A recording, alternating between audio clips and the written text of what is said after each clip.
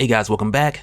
So now with getting back into the Joker series, with this one we take another trip down memory lane where we see some of the events in Jim Gordon's life once again, but in this case just moments after the killing joke, and with how this is done we get a better understanding on what the guy was going through. And we see him throughout this dealing with his daughter, his ex-wife, his son James, the terms of his psychiatric leave that he was put on, and it's a lot. So let's get into it. But first, if you're new to the channel, be sure to subscribe to catch the spills every week, and don't forget to hit that bell up top so we can squat up in the comments for the first hour.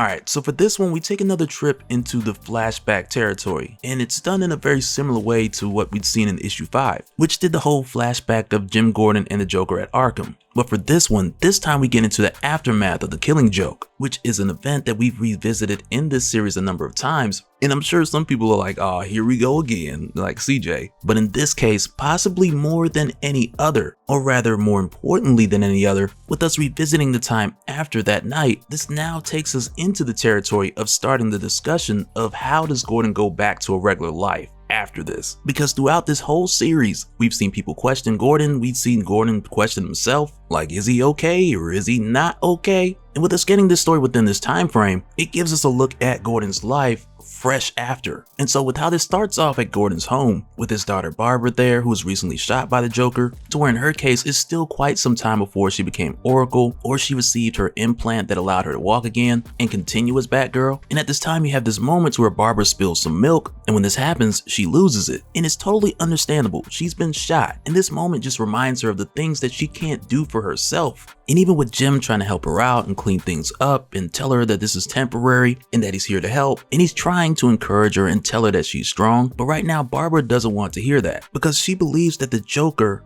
broke her and that the Joker broke him too. And at this time she believes that she's the only one between the two of them who wants to admit it. And even at this point, Gordon, he doesn't get into this conversation too much because he's running late to get to the precinct. And though this conversation more or less ends here, Jim does have another conversation with Barbara, which we'll talk about in a little bit. But through the course of this, I want you to keep in mind, and even just from this example, how we're seeing for Jim, the father, the commissioner at this time, that for him, not being okay is not an option. And I like how throughout this Joker series, we keep getting these stories that constantly jump back and show us that side of Jim, who's not really the type to just express all of these things that he's going through in detail, but that doesn't mean that he's not suffering in his silence. But when we see Jim go back to the police station, to where at this point he's supposed to be on psychiatric leave, when he comes back, you got people looking at him sideways like, you know, is that guy okay? And even Captain Wojcik, who's acting commissioner at the time, filling in for Jim, when he sees Gordon come back, talking about Joker sightings that he'd seen in the paper and asking to get back into action, and the captain's like, whoa, Jim, aren't you supposed to be on psychiatric leave? Like, I don't know, let me call the mayor and make sure it's okay for you to even be here. But the captain lets Jim know that the sightings he saw in the paper, they're not the real Joker. It's only some copycat that's out there, and he tells Jim that when they do find the real Joker, that they're gonna take his head clean off. So for the time being, Jim should just go home and be with his daughter and let the fellas handle this. Which of course Jim finds offensive because he wants to get back to work, and not even so much in the case of just jumping back into the seat of commissioner, but he wants to get back to the investigation on the Joker. But instead Captain Wojcik's like, no, go back home to your daughter, we got this, and don't forget to visit your shrink before you come back. And you can tell for Jim, before he goes home, he stops by the park, sits on the bench, and just stares into nothingness, that at this point in time he's found himself in a place to where he's just being questioned regardless of which way he goes or what he does. And it doesn't stop here, because after this, when he stops by the Lebanese place and picks up some food for him and Barbara,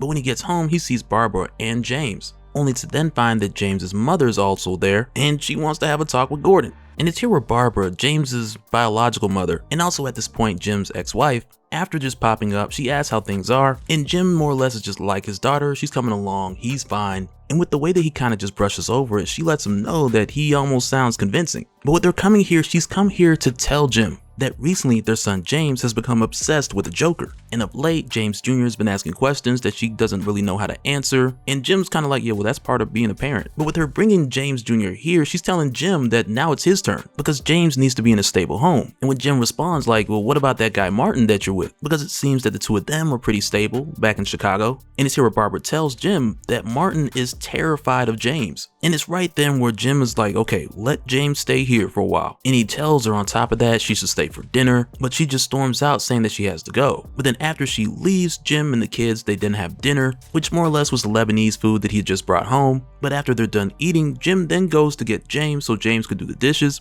But at this point with doing so, he only then finds James going through his desk and looking at all the confidential Joker files. And again, like anytime we get a flashback for James Gordon Jr., it's just red flags the whole way through. And this flashback is no exception. But with Jim finding his son looking through these files, he snatches him up and he of course asks James like, why are you going through this stuff? And James tells Jim that it's because he wanted to see. And when Jim's like, see what? And James is just like, he wanted to see if the person who hurt Jim and Barbie, if they were going to come back for him. And really at this time, Jim just kind of chalks it up like, okay, well, James is just scared. But then just after this, he sees a shadowy figure on the fire escape. So he goes to grab his gun and his flashlight, only to then find that, of course, it's Batman, who at this point you would think he'd been sneaking on the fire escape for a while. Because prior to this, Barbara, she's obviously already been Batgirl, and you could tell that once Gordon sees that it is Batman, the two of them just jump back into their rooftop dialogue. And of course, in this moment, Gordon's on edge, with his son mentioning the idea of the Joker coming back for them, and it makes it obvious why Jim is jumpy when he comes outside to see who it is. But at this point with Batman, who in one of these images, he has like the Robert Pattinson head shape treatment, but when Jim sees Batman, right away he's asking Batman about the Joker. But in response, Batman tells Jim that no one has seen the Joker recently, and he's not here for that, he's here to check on Jim. And when Jim tells Batman that maybe he should focus on the freaks taking over this city, Batman then tries to slow it down by telling Jim the trauma that he's going through, like that this could be a difficult thing. And right then Gordon's more or less like, I know you ain't talking to me about mental health. And when we get that moment and Jim says that, I kind of wanted him to go in a little bit more and just go off like, you know, I only allow you to be the Batman because I needed the help. But then instead, when Batman asks about his daughter Barbara, Gordon just goes off, telling Batman to never speak her name and how she's never been a part of Batman's world and she never will be. And for Batman, we kind of just get the ... like he wanted to tell Jim something here. But when Jim just turns around and goes back inside, he tells Batman to get off of his fire escape, because at this point it's unclear whether Gordon knew or he didn't know that Barbara was Batgirl, because after this point in Gordon's life, we've seen it come to him as a surprise. But then earlier in this series, we've seen Gordon mention that he's known for a while. But with Jim going off on Batman in this moment, it's not done from the perspective of Jim having known already, not at this point, but instead he's trying to make it clear to Batman that he wants to keep his daughter separate from the world of Batman, and the whole idea of Jim even working with Batman, which again is him trying to protect his daughter. But then when he goes back inside and he puts his gun and his flashlight back in the drawer, Barbara sees this and she tells him that she doesn't like seeing the gun in the house, and Jim lets her know that he's only keeping it so that he can protect them. But then in response, Barbara then says, and how's that going? And it's like, man, like way to kick a dude when he's down, you know, figuratively of course. But then the next day, Barbara, she makes breakfast to make it up to Jim because she knows what she said the day before, that was a heavy one. But with her making breakfast for the three of them, Jim then goes to get James and bring him to the table. But when he goes to look for James Jr., James isn't in his room, Jim's gun is missing, and the window's left open. And it's from here where Jim makes his way to the police station, talks to Harvey, and right away Jim is telling them that the Joker took his son. But Bullock just lets him know that it's more likely that the kid had just ran away, and it's one of those common cases to where when the kid sees how bad it is and they strike out of luck, they eventually then just come back home. And aside from that, he does let Gordon know that him and the boys will keep an eye out for James, but one way or another, James will show up. And there's even a point here where Harvey Bullock, he stops Jim from just storming inside the police station and just going on and on about the Joker, because Bullock knows that that's not going to go well for Jim. So from there, Harvey Bullock just tells Jim to go home. And when this happens, Officer Montoya, who's just an officer at this time, she hasn't become a detective yet or taken up the mantle as the new question. But soon after they leave, Jim hears a call over the radio that sounds like another Joker description, but this time he's with a kid. And it's here with Officer Montoya, she responds to this call with Jim already with her. And it's funny how like when they first got in the car, she's talking to Jim and calling him Commissioner, but at that point Jim was like, no, just call me Jim. But then when they arrive at this skating rink, which is where this Joker and the child were said to be spotted, she tells Jim to stay in the car. But he's like, no, that's not happening. You're not going in there without backup. And he tells her, you know, Commissioner's orders. And then Montoya's kind of like, well, yeah, but you're not Commissioner though. And when she said that, I was just like, oh, got him. But when Jim tells her that he believes that it's his son in there, she gives him her gun and she waits outside for backup. And after this, when Jim makes his way inside, from here he more or less just follows the laughter, and this is what leads to him finding his son, who appears to be taken hostage by this guy who claims to be the Joker. And for Jim, when he gets ready to shoot this guy, you can tell in this moment that he really wanted it to be the Joker, and that at this point he's just bought into the belief because this guy's got his son and he still wants to get the Joker back for what he did to his daughter. But before Jim can shoot this guy, Batman steps in and he tells Jim that this is not the Joker, let me handle this. And at first Jim's like no, but Batman tells him to think of his son. And so from there, Batman just does his vengeance takedown and he beats the mess out of this guy who he knows is not the Joker, and this dude is just begging Batman like, no please, no more. It's only a water gun. But this also gives Jim the opportunity to get James and get him out of there. But after this, when Jim talks to his son James, James tells him that this guy had taken them from their home because he hates their family and he doesn't want to see them back together like they were.